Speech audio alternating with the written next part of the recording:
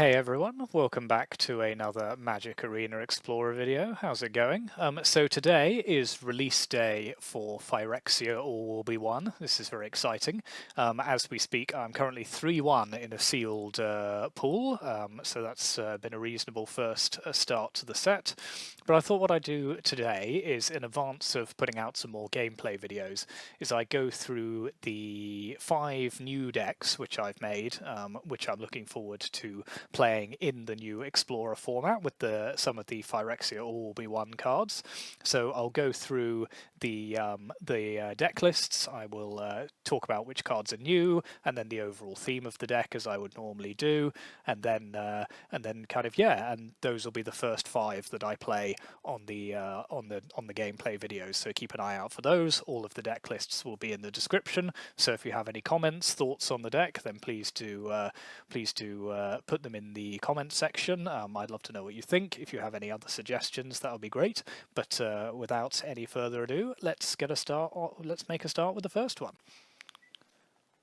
So the first deck we have here, and the one I will be likely playing first on stream, partly because it doesn't involve getting any new cards, there are already cards which are in my collection, is Mono Black Devotion.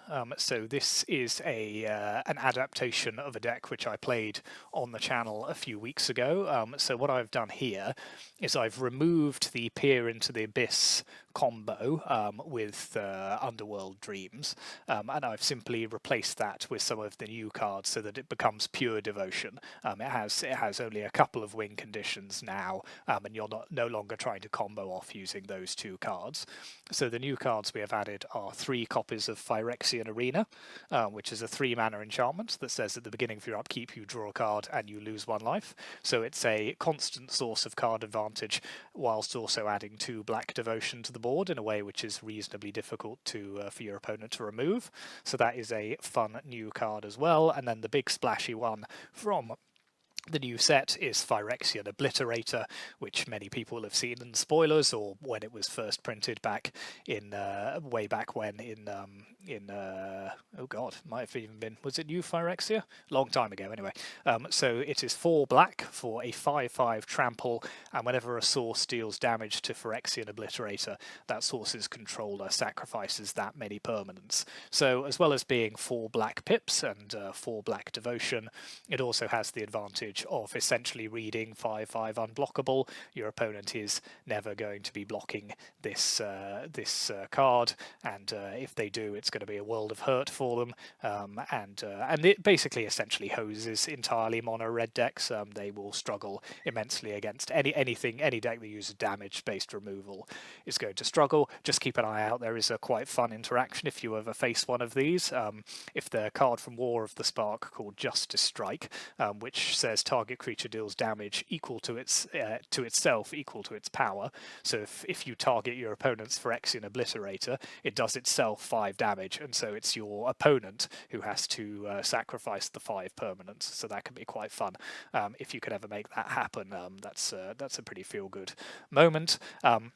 So apart from that, the rest of the deck is what you'd expect from Mono Black Devotion. A lot of black pips, Evolved Sleepers, Warlock classes, Gifted Aetherborns, Liliana, and then it's building up to a Grey Merchant and draining your opponent for as much as possible. And then you have Nykthos as well to generate all the mana that you need to either kind of go off, play lots of spells in one turn, activate your Evolved Sleepers lots. There's level up your Warlock class. There's plenty that you can be doing. And then the sideboard is the same as before. It's a combination of removal and graveyard interaction. And then I've added in a new card, 2 copies of Shieldred's Edict, which is a 2-mana instant, which says choose one. Each opponent sacrifices a creature token. Each opponent sacrifices a non-token creature, or each opponent sacrifices a planeswalker. So that's just an incredibly flexible removal spell. It gets around the Edict problem of your opponent can often just sacrifice a token and not feel the pain too much.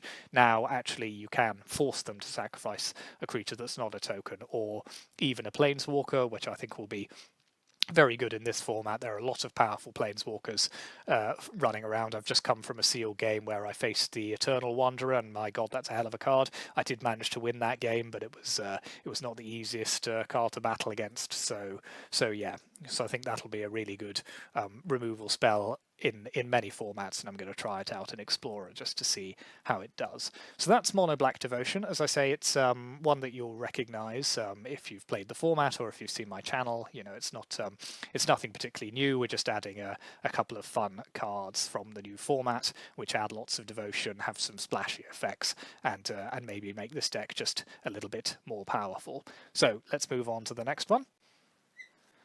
So the second deck we're looking at is a bit of a spicy one. So this is based on a deck that Saffron Olive played on his YouTube channel, and it's utilising the new card, which I'm sure you will have seen, Elesh Norn, Mother of Machines, which is a 4/7 Vigilance for 5 mana, which says if a permanent entering the battlefield causes a triggered ability of a permanent you control to trigger, that ability triggers an additional time. Permanents entering the battlefield don't cause abilities of your opponents of permanents your opponents control to trigger. So it's a lot of words, but it essentially means that if your creatures have an ETB effect, that will happen twice rather than once. So that first ability is essentially a carbon copy of Parharmomicon, which we also have 4 copies of in this deck, which is a 4-mana artifact that says if an artifact or creature entering the battlefield causes a triggered ability of a permanent you control to trigger, that ability triggers an additional time. So with the printing of Elesh Norn, we essentially have 7 copies of this effect in the deck, and that just allows it that little bit more consistency. And, you know, if you have 2 copies of this or 1 of each, you know, you're talking about kind of tripling up your ETB effects. And the Torpor Orb effect on Elesh Norn, which stops your opponents' triggers from happening, it can also be very powerful. You know, enchantment-based removal, if they've got any of the white removal spells that use enchantments, like Leyline Binding, it's not going to work when it enters the battlefield, because that's how Elesh Norn works. And so the rest of the deck, and I should point out it is a Yorion deck, as a creature that blinks a lot of your other permanents with, so playing this with a lot of ETB effects is always very good. So all of the other cards are essentially just powerful enter the battlefield creatures and artifacts. So you've got 2 copies of Portable Hole, cheap removal spell, Thraben Inspector, that investigates when you're creating 2/3 clue tokens each time. Suddenly that's a lot more powerful. Charming Prince, which has a number of abilities when it enters the battlefield, so you can gain a lot of life, you can scry, or you can start kind of going off and exiling other creatures and bringing them back. Spirited Companion, which draws a card. Fibblethip, which also draws a card, similar effect. 4 copies of Eldrazi Displacer, which we saw when we played Band Company a few weeks ago. So that is a card which also has kind of clause for blinking your creatures and can kind of and reset their ETB effects. Touch the Spirit Realm, an enchantment-based removal. So if you have one of your Panharmonicon effects, it doubles that. Same with Skyclave Apparition. You know, if you can suddenly get 2-3 of their creatures off the board, that's a very powerful interaction. Glasspool Mimic to copy one of your other creatures and do the same thing again. And then 4 copies of Reflector Mage, which bounces your opponent's creatures and stops them playing them again the next turn. So if you have that, you know, bouncing again, you know, it's all of a theme. If you're bouncing 2-3 creatures, you know, you're doing well, you're getting so much value. Thought Not Seer, which is an interesting Eldrazi card, 4/4, when it enters the battlefield, target opponent reveals their hand, you choose an on-land card from it, exile that card. When it leaves the battlefield, target opponent draws a card. So normally it's a, you know, it's not a neutral exchange because you're getting their best thing and they're just drawing a random card, but if one of your Panharmonicon effects is on the battlefield, suddenly you can strip 2-3 cards out of their hand, and that becomes very powerful. 3 copies of Elesh Norn, 2 Cloud Blazers, so enters the battlefield, gain 2 life and draw 2 cards. Doubling that up is very powerful. And then the Might Stone and the Weak Stone, which again, artifact, which allows you to either draw cards when it enters the battlefield or kill an opponent's creature, and also ramps you. We're not playing the other bit of Urza. That was originally in the kind of first version of this deck, but it had to come out to make space for Elesh Norn, and also 2 copies of the Eternal Wanderer, which is a card I'm very excited to play. So that's the 5 loyalty 6 mana Planeswalker, which protects itself by only allowing 1 creature to attack it each combat. It can blink your opponent's creatures, so you can do that on your own for more value. It can create double striking tokens, and it can also act as a kind of a mass removal effect, where for each player you choose 1 creature and all of the rest are sacrificed. You might not be doing that much in this deck because it tends to go quite wide on its creatures, but if you are on the back foot, it can suddenly catch you up and kind of just take away your opponent's board. And then the mana base is a lot of dual lands, as you'd expect. Okay, that's interesting. I imported this, so it's clearly doubled up on the Field of Ruin there, but it's a lot of blue-white dual lands, including the new Seachrome Coast, which is the blue-white fast land, and then just a fair amount of lands which also produce colourless mana as well as coloured mana, because you'll need them to cast the Thought-Knot Seer and activate the Eldrazi Displacer. And then in the sideboard, you have Yorion, obviously. You have your kind of counter spells to bring in, your Graveyard Hate, additional Wraths if you need them in the form of Supreme Verdict, Farewell, and also Cataclysmic Gearhulk. So that's the deck. It's a spicy one, as I say. I'm not sure if it's actually going to be good, but we'll see. Let's move on. The next one we have is an adaptation of the Gruul Boats list that we played a little while ago that was actually pretty good at climbing the ladder, and has continued to do so, actually. If I'm just in the mood for kind of quick wins that will let me kind of rank up, I often use this one or the previous version of that. So this is, as you'd expect, a kind of ramping red-green deck that kind of moves up into its big vehicles. So you've got 4 copies of a Seeker's Chariot and 3 copies of Sky Sovereign. So we are playing 3 new cards, actually, if you include the land, from Phyrexia Rule V1, and that is 3 copies of Sword of Forge and Frontier. So that is the latest addition to the mega cycle of Mirren swords that have been printed since way back when. So this is the first one to be Explorer or Pioneer legal. So like all swords, it's a 3-mana equipment that costs 2 mana to equip, and it says equipped creature gets +2/+2 and has protection from red and green. Those are very powerful colours in the format. You know, suddenly having protection from all your opponent's mono green devotion creatures could be quite handy. And whenever a equipped creature deals combat damage to a player, exile the top 2 cards of your library. You may play those cards this turn, and you may play an additional land this turn, so you will often be essentially just drawing 2 cards whenever it strikes your opponent, and that's very powerful. I've seen this played a little bit on the early access event, just to see, because it's always quite hard to judge the power level of swords and whether swords are actually still good. You know, that kind of quite steep casting and then equip cost, but it does seem to be doing a bit of work.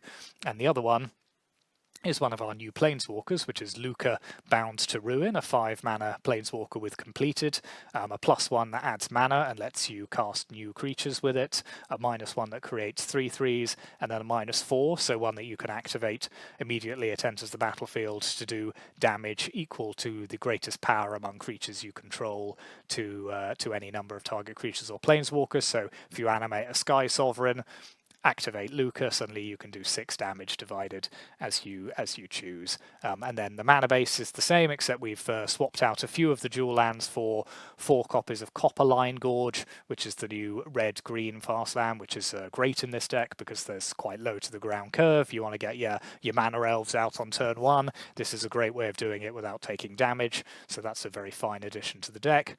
And then the sideboard remains the same between Damping Spheres for Nykthos, Rending Volleys and other kind of targeted colour removal, Ember Cleave for aggressiveness, and then Hazoret for kind of stalling out and kind of where you need to just punch through, and various other things, the Akroan War as well. So that is Gruul Boats. As I say, it's not a huge variation on the one we were playing, but I'm excited to see if the sword can get there in older formats. Maybe it won't, but it's certainly worth trying. You know, reads very powerfully. Essentially, drawing 2 cards every time you hit your opponent is something that's definitely worth considering. So let's go on to the next one. So this 4th deck, I have no idea whether it's going to be remotely viable or not, but having seen them print the new Jace, I was tempted to just give it a go, because I think it does potentially allow a mill strategy to exist in Explorer. You know, it's missing some of the key pieces that you might find in Pioneer or Modern Mill, but I think it's worth a go anyway, just to see what it's like. So this is a new one. We haven't had a version of this before, but so I'm playing blue-black, so it's mainly only blue, but I think having access to black can be quite helpful. So you have your 1-mana creatures, the Ruin Crab, which mills your opponent for 3 every time you play a land, and then the Merfolk Secret Keeper, which goes on an adventure to mill. So those are your kind of early plays.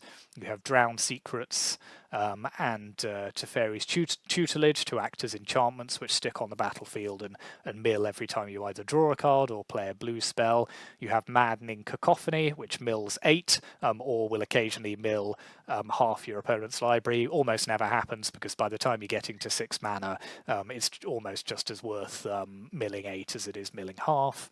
Drowning Lock as some early interaction to counter your opponent's spells or destroy their creatures, and kind of synergizes very nicely with a deck that's putting your opponent's library into their graveyard. As I say, there's Teferi's Tutelage. Then you've got 3 copies of Tasha's Hideous Laughter, which is a fascinating card from the D&D set that says each opponent exiles cards from the top of their library until that player has exiled cards with total mana value 20 or more. So this is a very high variance card, and will be one that you'll often sideboard out in certain matchups, because it can either mill 12, 15, sometimes more, or it might just hit 4 or 5 depending on what deck your opponent's playing. So yeah, I think it can be very powerful, particularly if your opponent's playing a low to the ground curve, mono red, some other decks, so it could be very good. But it will be high variation, so that's kind of your first, when you're sideboarding with this deck, that's your kind of first look, is this card still good in whatever matchup I'm playing? And then 3 copies of Ashiok, which is a planeswalker that can mill your opponent for 4 each turn, but also has the marginal upside of stopping them searching their library, which can sometimes matter. And then 4 copies of Jace the Perfected Mind, so that's the new card in this deck from Phyrexia, which is a 5 loyalty completed planeswalker for 2 blue and then a Phyrexian blue. So if you play it for 3, it has 3 loyalty. If you play it for 4, it has 5 loyalty, and it can come down. It can +1 to mess with your opponent's creature's power, can -2 to mill your opponent for 3, and then potentially draw you either 1 or 3 cards, and then you can -X for milling 3 times X cards, which I think is an interesting kind of push and pull with this. So often early in the game, if you're on turn 4, you might play this and just immediately mill your opponent for 15. That's pretty good. It's not quite as good a rate as some of the modern mill cards like Glimpse or that Modern Horizons one, was called Fractured Sanity.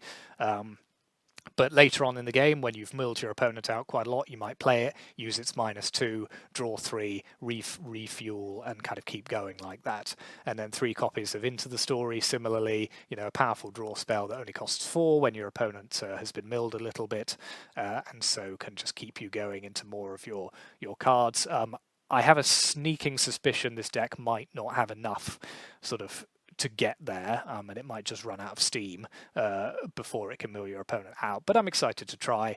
And then you have a kind of, an expected mana base of blue and black. You've got 3 copies of Ipnu Rivulet, which can also act as a mill card. The new blue-black fast land. These will be popping up a lot in Explorer decks that you'll see. It's a very good land cycle. And then 3 copies of Fable Passage, which you can use to interact with Ruin Crab. You play the passage, mill 3, you fetch a land, mill another 3.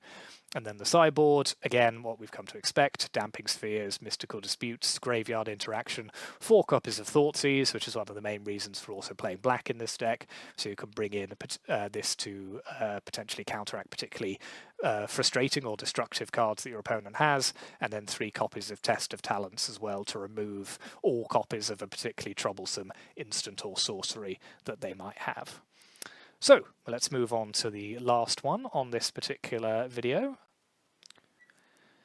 And so our final deck will look very familiar to people who watched the channel, as we were playing this just a few days ago, but it is green-black Elves, the kind of go wide, play lots of Elves, pump them all strategy, but it particularly highlights, I think, 2 interesting new cards from Phyrexia, and they are Tyvar, Jubilant Brawler, which is a 3-mana, 3 loyalty planeswalker. It has a static ability that says you may activate abilities of creatures you control as though they had haste.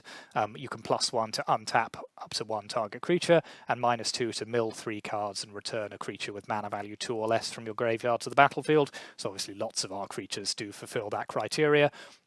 But it's also particularly interesting when combined with cards like Circle of Dreams Druid. If you have this on the battlefield, you can immediately use its mana ability. And similarly with your mana elves as well. So I think it's there's some interesting interactions with this card. So I think it's going to be interesting to see how that plays in this elf deck. And it is just a bit of card advantage sometimes as well, and can sort of, if you're attacking, can untap a creature and maybe either give you a defender, or you can you can activate, you can use this, untap, use it again, suddenly you're producing a huge amount of mana to use your War Masters or whatever it might be. And I'm also playing 2 copies of Green Sun's Twilight, which is essentially the replacement for Call of Calling in the Pioneer version of this deck. So it's an X green sorcery, reveal the top X +1 cards of your library, choose a creature card and or land card from among them, put those cards into your hand and the rest on the bottom of your library in a random order. If X is 5 or more, instead put the chosen cards onto the battlefield or into your hand and the rest on the bottom of your library. So early on in the game, this is going to be a quick cantrip, potentially drawing you 2 cards if you can snag a creature and a land. And then later it essentially functions as a kind of proxy for Call of Calling. You know, if you're looking at 6, 7 cards, you're probably going to find something of what you want. If you're looking for a Visionary, you know, if you're looking for a Circle of Dreams Druid to go with your Tyvar, you know, there's just a lot that you can find with this. It's kind of a bit more. It's not as powerful as Collected Company, because very few things are, but it does allow you that bit more kind of searching power. So to put these cards in, we have lost a few of the creatures, which may affect its playability, and I think there's some questions around what's the kind of are these cards actually worth it, or do you just want to play more elves? But you know, that's the point of experimenting with these new formats and seeing what's good. So we will see how that does as well. And the sideboard, as with other decks, is unchanged. So Graveyard Hate through Scavenging Ooze, Thoughtseize to disrupt your opponent's hand, Shaper's Sanctuary for spot removal, Heroic Intervention to combat removal and wraths, etc., etc. So those are the 5 decks. So those are the first 5 that I'm going to be playing on the channel. I hope you've enjoyed that video and just a bit of a preview of what's going to be going down, and just a sense of the new kind of decks which are emerging from the format. Obviously it will take time for things to settle down. People will be trying things. Some of them will work, some of them won't work. Cards will kind of come and go. So yeah, I'm looking forward to doing some experimenting, and I hope you're looking forward to watching. So please like, subscribe, comment as ever. Let me know what you think of the decks. The deck lists are all in the description, so if you see one that particularly takes your fancy, then feel free to give it a go on your own Arena account. And yeah, well, let's see how we do, and I look forward to playing these in the next few days. Thank you very much.